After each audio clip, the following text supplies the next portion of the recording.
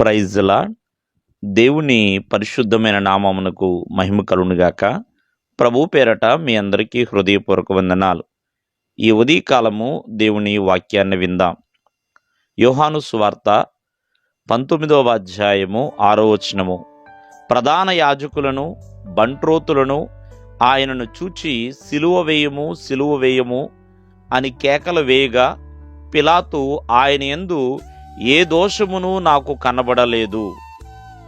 ప్రియులరా, ఇక్కడ బంట్రోతులు, ప్రధాన యాజకులు మరి యేసుక్రీస్తు వారిని సిలువ వేయండి, సిలువ వేయండి అని కేకలు వేయడం ప్రారంభించారు పిలాతు వద్ద. ఎందుకంటే అప్పటికి పిలాతు కొరడాలతో కొట్టించాడు, ముళ్ళ కిరీటాన్ని పెట్టి ఉన్నారు, ఇక విడుదల చేయటానికి సిద్ధముగా ఉన్నాడండి.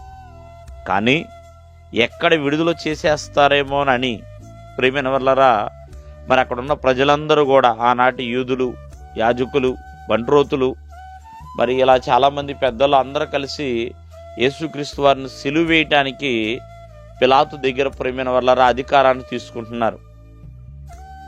పిలాతు ఎప్పుడైతే ఆజ్ఞ జారీ చేస్తాడో ఖచ్చితంగా సిలువ అనేది వేయబడుతుంది.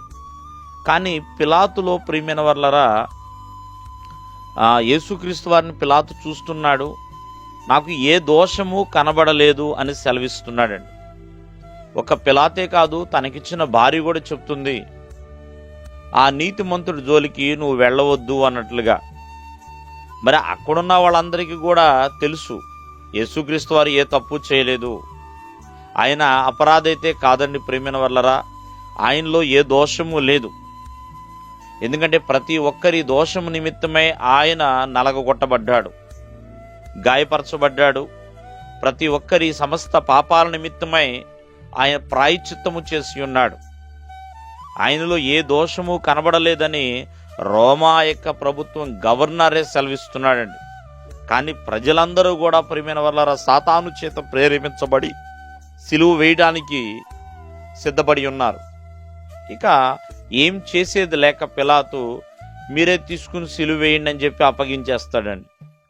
కావున ఈ ఉదయకాలం ముందు ఆలోచించండి, మనం నమ్మిన దేవాది దేవుడు పరిశుద్ధుడు, ఆయనలో ఎటువంటి దోషము లేదు, ఆయన నీతిమంతుడు, న్యాయవంతుడండి. సమస్త మానవాళి కొరకు ప్రాణత్యాగము చేసి ఉన్నాడు, తనంతట తానుగా క్రైదనముగా మారిన వ్యక్తి అండి.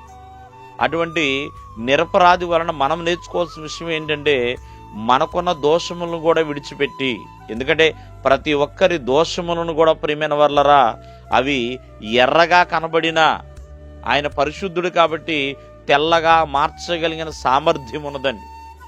అందుకనే ప్రతి ఒక్కరిని కూడా నిందారహితులుగా, నిరపరాధులుగా, నిర్దోషులుగా మార్చగలడు. దేవుడు మిమ్మల్ని ఆశీర్వదించును గాక. ఆమేన్.